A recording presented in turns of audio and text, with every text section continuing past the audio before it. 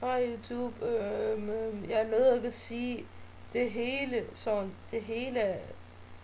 ja, hvad man skal gøre, men nu, når I har gjort alt det, jeg har sagt til jer på den anden video, så skal I gå ind på det her, der hedder 192.168.1.1.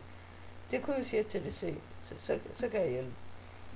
Så skal I skrive, hvad jeres servernavn hedder. Min hedder bare YouTube. Portomdigering 25565. 25565. Og den der skal I ikke pille ved. Og 2, det hedder 255. 25565. Vælg en host. I skal trykke på en ny host. Og så skal I ind på noget, der hedder CMD. Men I skal huske at spørge jeres forældre, I må gøre det her. Hvis I får lov af jeres forældre, så kan vi godt komme videre, men så skal I skrive IP config. Så kommer hele der. Så kan I se jeres IP V4 adresse. Det er den her, der hedder. Det her det er min IP. Det er 192.168.1.98. Det er den. Det andre kan ikke join med den der. Den her IP kan andre ikke join med. Men det er kun dig, der kan join med den her IP. Så den skal du skrive herned.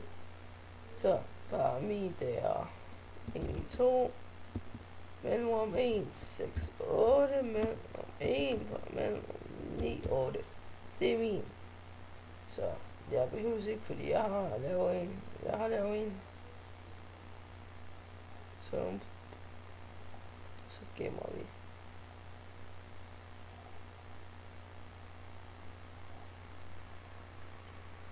Så kan vi se. Så nu har jeg den der enable TCP. Okay. Nu skal jeg lave en ny en igen. Den skal hedde YouTube 2. Så skal I skrive 25565 25565. Og den her, der hedder TCP, der skal være til UDP. Så skal I skrive 25565.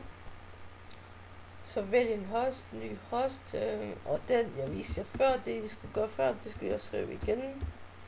Men 1 og 98, så skal du gemme den. Så, men ellers så burde det faktisk at virke. Så skal jeg bare lige prøve. Sådan der. Du kan join op nu.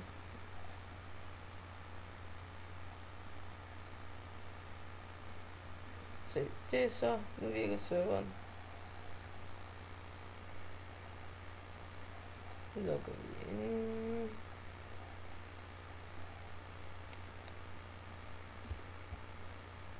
Ja, den er på ind. Se, nu har du en server.